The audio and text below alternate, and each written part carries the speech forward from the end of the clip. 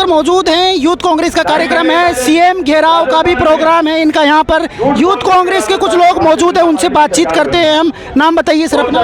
मेरा नाम रोहित इंदौरा है, मैं युवा कांग्रेस का प्रदेश सचिव हूँ। अच्छा, तो जो ये आज का प्रोग्राम है ये बेसिकली किन किन चीज़ों के लिए है? आज का ये प्रोग्राम राजस्थान प्रदेश युवा कांग्रेस ने यहाँ पे आयोजित किया है युवाओं के हक के लिए, किसानों के हक के लिए। क्योंकि जो रंगा बिल्ला सरकार, भाजपा सरकार जिस कमिटमेंट के साथ में प्रदेश में, देश में आई थी कि हम हर साल 2 करोड़ युवाओं को रोजगार देंगे, हम किसानों की पेंशन बढ़ा देंगे, किसानों की आय दुगनी कर देंगे। आज वो सरकार जब प्रदेश के अंदर है, देश के अंदर है, और हमें देखने को मिल रहा है कि 2 करोड़ हर साल रोजगार के नाम पर पूरे 10 साल के अंदर 7 लाख रोजगार दिए गए। तो ये उनका झूठा जुमला साबित हुआ। युवा उसके खिलाफ आज आंदोलन कर रहे हैं। आपने देखा किस प्रकार किसान सड़कों पर बैठे हैं, वो बात कर रहे हैं एमएसपी की, मैक्सिमम समर्थन मूल्य की, लेकिन सरकार उस बात को नजरअंदाज कर किसानों के ऊपर लाठीचार्ज कर रही है, उनके ऊपर गोली चला रही है। और ये हमारे देश का रवैया नहीं है। यदि इस देश के अंदर युवा किसान को अपनी मांग को रखता है तो सरकार का काम होता है उस बात को सुनना, उसकी समीक्षा करना और सही समय पर सही फैसला लेना। लेकिन ये सरकार ना कोई फैसला ले रही है। आज यहाँ हम बैठे हैं शहीद स्मारक पर, बगल के अंदर हमारे युवा मित्र धरने में बैठे हैं। अभी कुछ दिनों पहले गुप्ता जी हमारे बीच में शहीद हो चुके हैं, जो अपनी मांग को सरकार के सामने रख रहे थे, लेकिन सरकार ने उनकी मांग को नहीं सुना और हमारे बीच में एक युवा साथी की मौत हो गई। अब ये सरकार और किसकी आहुति लेना चाहती है? इन युवाओं की आहुति लेकर यदि सरकार चलना चाहेगी तो ये संभव नहीं है। तो अभी लोकसभा चुनाव में तकरीबन 20 दिन का वक्त है आचार संहिता लगने में, तो उससे पहले आप क्या देख रहे हैं? बीजेपी की सरकार राजस्थान में बनी हुई है, उसको तकरीबन 2-2.5 महीने हुए हैं, तो उसमें आपको इतना आकलन कैसे करें? ये राजस्थान सरकार के खिलाफ है या केंद्र सरकार के खिलाफ कर रहे हो आप? ये राजस्थान सरकार के खिलाफ भी है और केंद्र के खिलाफ भी है। राजस्थान की सरकार को आए हुए अभी कुछ चंद दिन ही हुए और चंद दिनों में इन्होंने युवाओं की आहुति लेना शुरू कर दिया है। लेकिन हम युवाओं को जागरूक कर रहे हैं, हम लोगों को जागरूक कर रहे हैं कि ये सरकार केवल धर्म के नाम पर राजनीति करती है, जाति को जाति से लड़ाती है, भाई को भाई से लड़ाती है और युवाओं को एक दूसरे से लड़ाकर ये राज में आती है। इनकी बातों से भ्रमित नहीं होना। और जो पार्टी, जो सरकार, जो लोग इस देश की विचारधारा को एक रखना चाहते हैं, जो सांप्रदायिकता की बात नहीं करते हैं, उनकी साथ हमको जुड़ना है और इस देश को आगे बढ़ाना है। सांप्रदायिकता की भावना से दूर रहना है, सांप्रदायिक बातों को फैलाना नहीं है।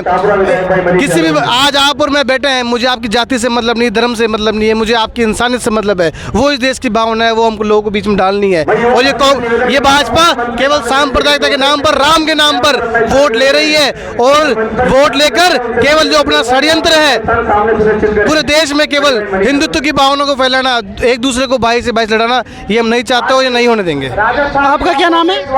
मेरा नाम मांगीलाल परियार है, जोधपुर से हूँ मैं। जोधपुर से हो, तो आप आपका इस धरने से क्या देखते हैं? और जो आगामी लोकसभा चुनाव है उसमें क्या जोधपुर में क्या सीन है? ये जो अभी जो नई भाजपा सरकार बनी है भजन लाल जी की, इससे ये एक तरह की युवा विरोधी सरकार है। इस सरकार ने युवाओं के विश्वास और आशाओं के साथ इन्होंने कुठाराघात किया है। जिस हिसाब से आप देख रहे हो कि राजीव गांधी युवा मित्र रीड से अभी जो सिलेक्शन हुए वो साथी अभी धरने पे बैठे हैं, तो ये इनकी विफलता का परिणाम ही है कि जो आज युवा सड़कों पे उतरा है। ये भजन लाल सरकार की 90 दिन जो भजन लाल सरकार को तो तकरीबन 2.5 महीने हुए हैं। केंद्र सरकार 10 साल से उसके चुनाव आने वाले हैं, उसके बारे में क्या विचार है आपके? जिस हिसाब से केंद्र सरकार जो तानाशाही या लोकतांत्रिक तरीके से काम कर रही है और जो अग्निवीर जो योजना निकाली है वो एक नंबर की फेल हो गई है। जिस हिसाब से युवाओं में मायूसी है और बेरोजगार का आंकड़ा इतना बढ़ गया है कि युवा अब सड़कों पर उतरने के लिए है। और आगामी जो राहुल गांधी जी के नेतृत्व में हम लोग यहाँ सड़कों पर उतरे हैं और ये सफल परिणाम आएगा आगामी लोकसभा चुनाव में।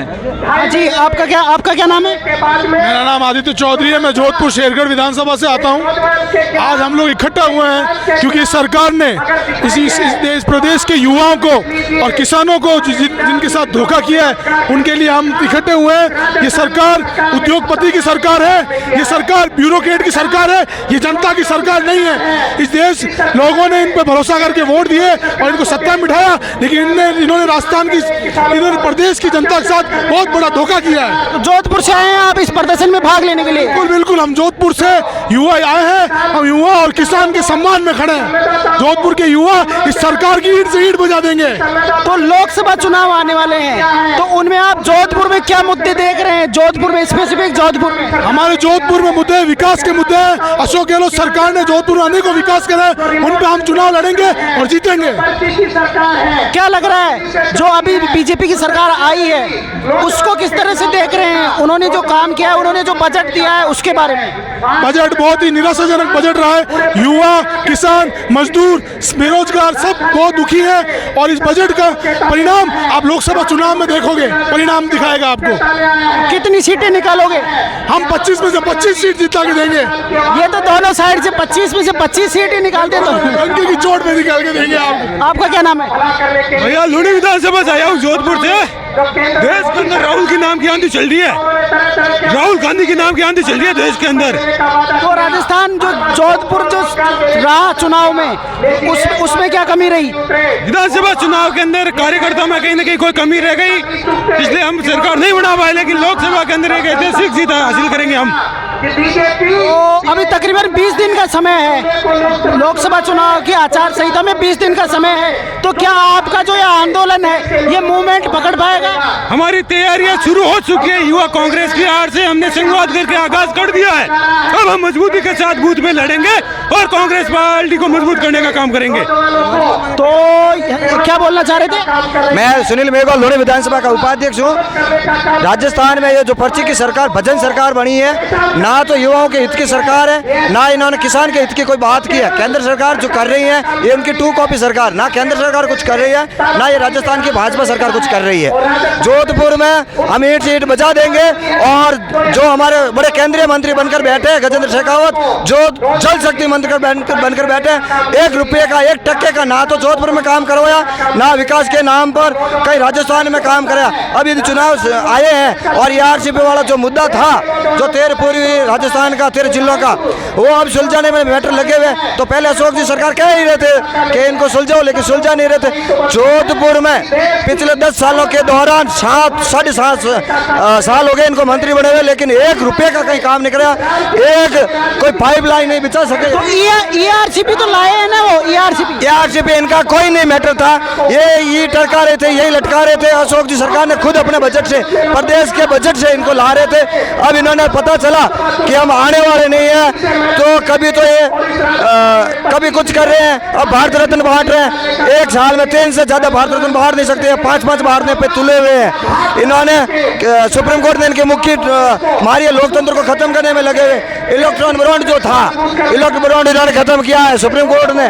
कल देखिए आप चंडीगढ़ के मेयर का जो चुनाव था, इन्होंने खत्म किया है। तो ये यूथ कांग्रेस का प्रोग्राम है। हम जो अन्य नेता यहाँ कुछ विधायक पहुंचे हैं, जो राष्ट्रीय अध्यक्ष हैं पी श्रीनिवास, उनसे भी बातचीत करने की कोशिश करेंगे। वो क्या कहते हैं राष्ट्रीय मुद्दों पर और राजस्थान के मुद्दों पर। अभी के लिए शुक्रिया, धन्यवाद।